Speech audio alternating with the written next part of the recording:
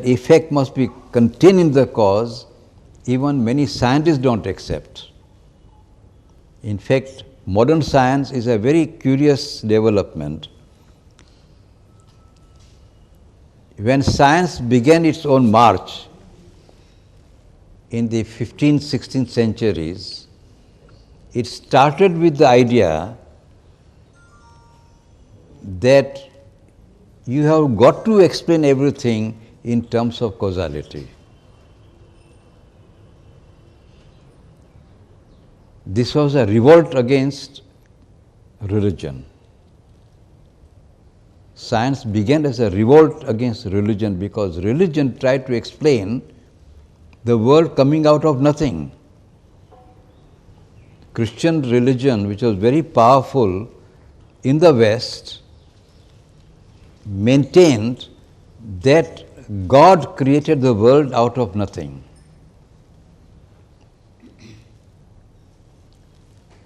And if the question was asked, how could God create world out of nothing? The answer was, it is so revealed. You cannot question it because it is in the scripture. You cannot question it.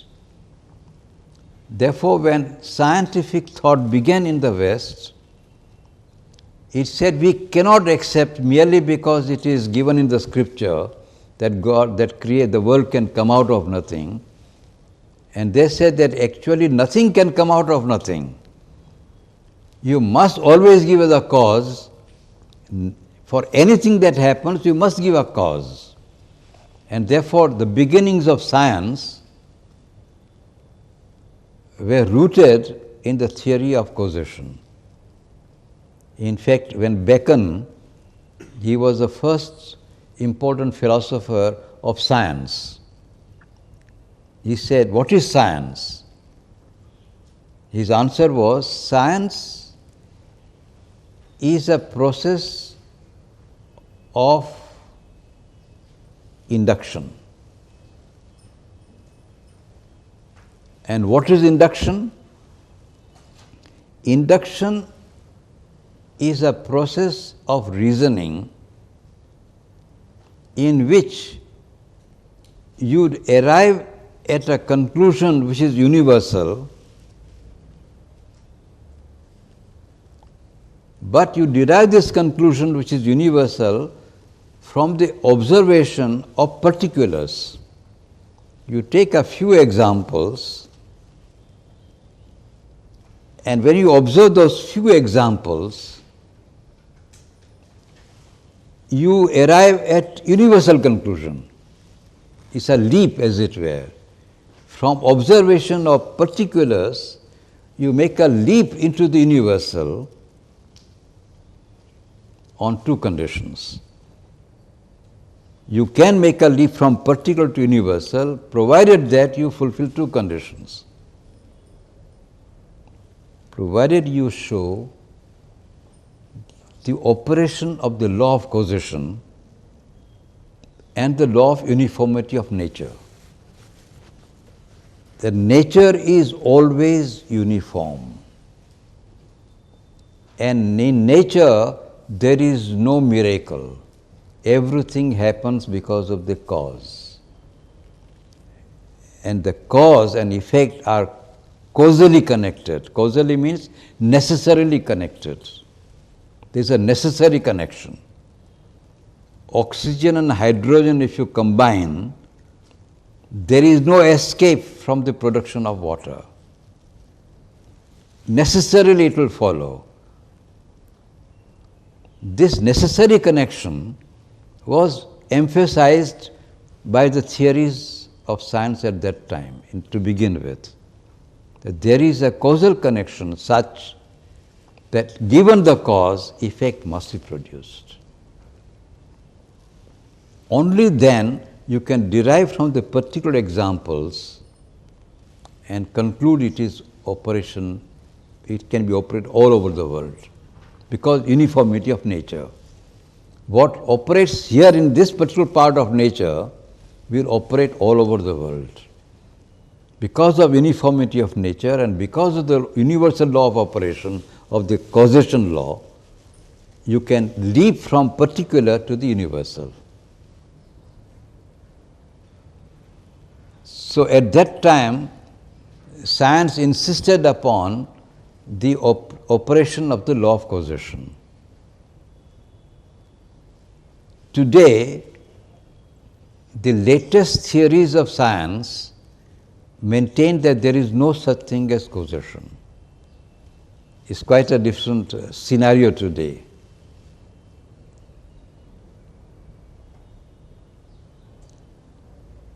They even come to the statement that this whole idea of explanation itself is beside the point. The attempt to explain is not necessary. You simply have to describe what is there. Describe this is what is happening, not because of the law of causation. It's just happening. Things are happening in the world. And if you ask the question why it is happening, yes, your question is itself is invalid. Our knowledge consists of stating what is, describe it, and that is the end of it. Don't try to explain. As a result of which, modern science is a study not of explanations, a study of descriptions. Science is an inquiry into descriptions.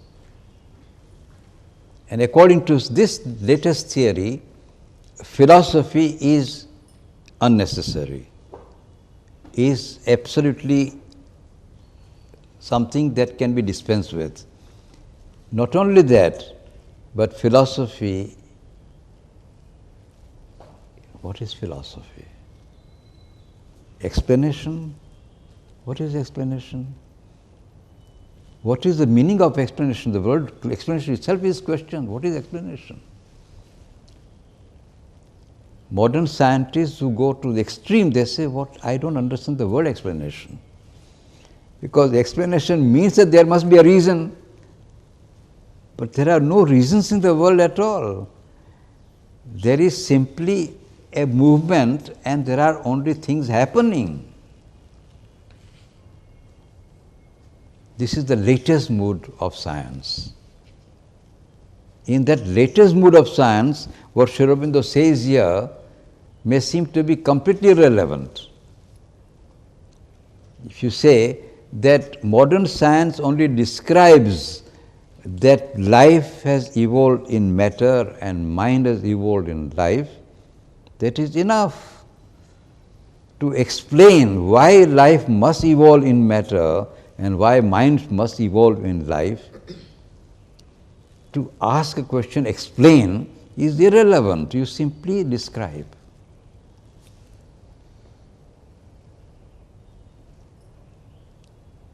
In other words, according to modern science,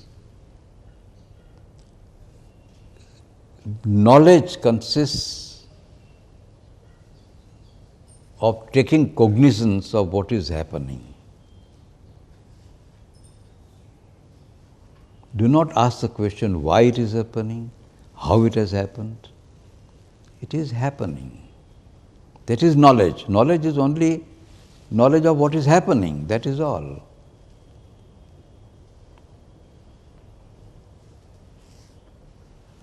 Fortunately, all scientists don't agree with this view. There are many philosophers of science who don't agree with this view. And today there is a big debate in the field of science whether science is to be only descriptive or has to be explanatory.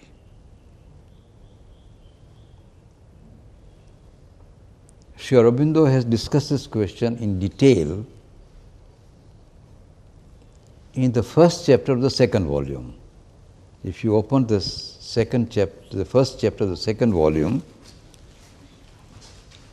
and I would like to read out to you because it's very important.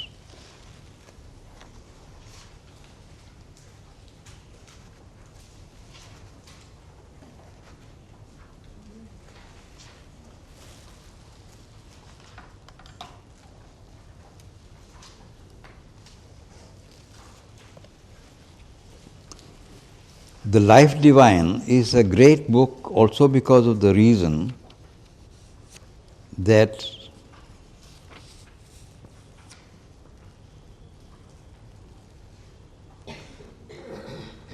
it takes into account the latest theories of knowledge, which at the time when Life Divine was being written were not yet expounded.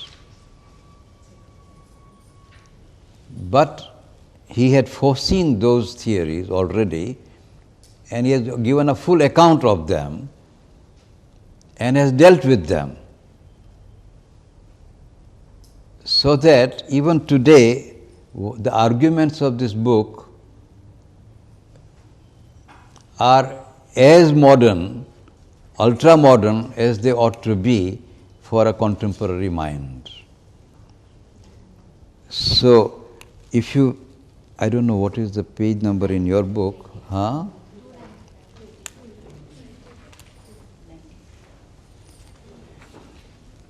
If you, from the beginning of the chapter, you take first paragraph, second paragraph, third paragraph, fourth paragraph, fifth paragraph, sixth, seventh paragraph.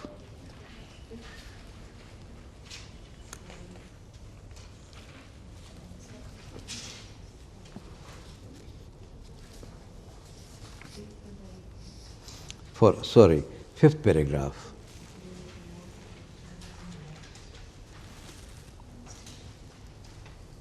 I'll read out to you very quickly because Sri Aurobindo has expounded the latest position in regard to the present day scientific account of the world.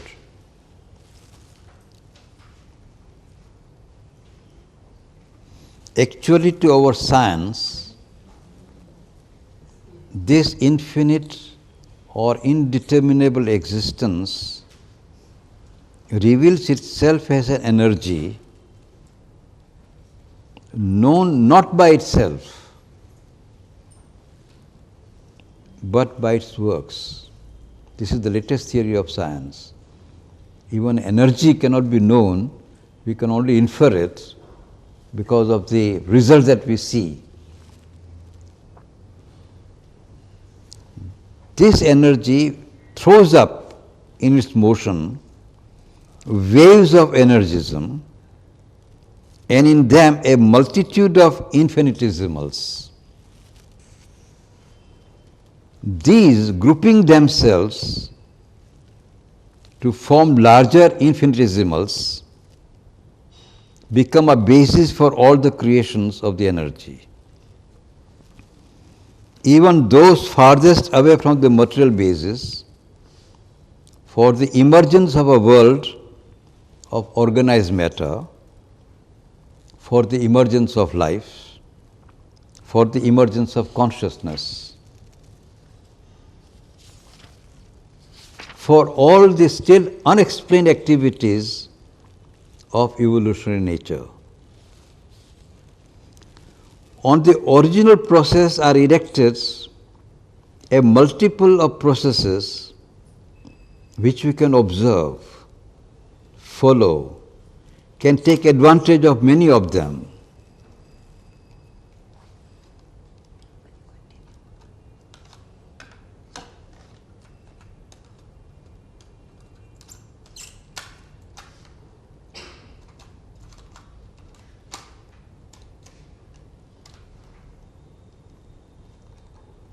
Utilize, but they are none of them fundamentally explicable.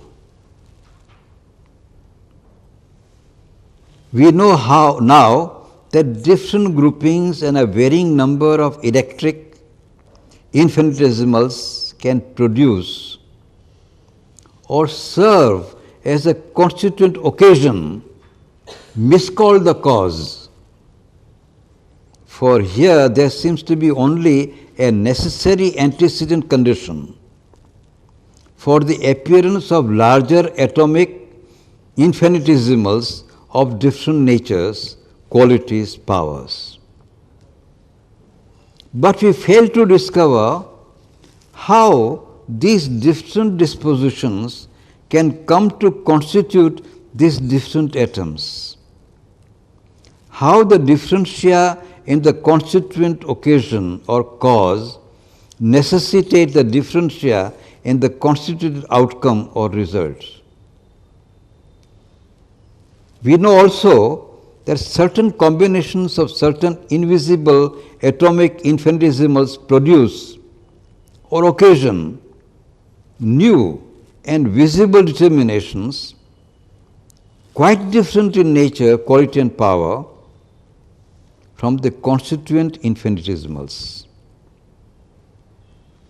But we fail to discover, for instance, how a fixed formula for the combinations of oxygen and hydrogen comes to determine the appearance of water, which is evidently something more than a combination of gases, a new creation, a new form of substance, a material manifestation of a quite new character.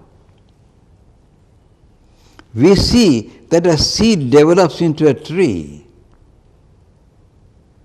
We follow the line of the process of production and we utilize it. But we do not discover how a tree can grow out of a seed, how the life and form of the tree come to be implied in the substance or energy of the seed, or if that be rather the fact, how the seed can develop into a tree. We know that genes and chromosomes are the cause of hereditary transmissions, not only of physical but of psychological variations. But we do not discover how psychological characteristics can be contained and transmitted in this inconscient material vehicle. We do not see or know, but it is expounded to us as a cogent account of nature process that a play of electrons, of atoms and the resultant molecules of cells, glands, chemical secretions and physiological processes manages by their activity on the nerves and brain of a Shakespeare or a Plato to produce, or could be perhaps the dynamic occasion for the production of a Hamlet or a Symposium or a Republic.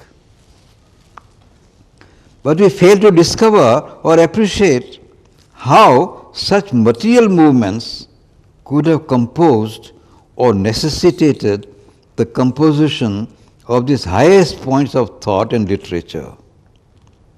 The divergence here of the determinants and the determination becomes so wide that we are no longer able to follow the process, much less understand or utilize. These formula of science may be pragmatically correct and infallible. They may govern the practical how of nature's processes, but they do not disclose the intrinsic how or why. Rather, they have the air of a formula of a cosmic magician, precise, irresistible, automatically successful, each in its field, but the rationale is fundamentally unintelligible. There is more to perplex us. For we see the original indeterminate energy throwing out general determinates of itself. We might equally in their relation to the variety of the products call them generic indeterminates, with their appropriate states of substance and determined forms of their substance. The latter are numerous, sometimes innumerable variations on the substance energy which is their base. But none of these variations seems to be predetermined by anything in the nature of the general indeterminate. An electric energy produces positive, negative, neutral forms of itself. Forms that are at once waves and particles. A gaseous state of energy substance produces a considerable number of different gases. A solid state of energy substance, from which results the earth principle, develops into different forms of earth and rock of many kinds and numerous minerals and metals. A life principle produces its vegetable kingdom, teeming with a countless foison of quite different plants, trees, flowers. A principle of animal life produces an enormous variety of genus, species, individual variations. So it proceeds into human life and mind and its mind types towards the still unwritten end, or perhaps the yet occult sequel of that unfinished evolutionary chapter. Throughout, there is the constant rule of a general same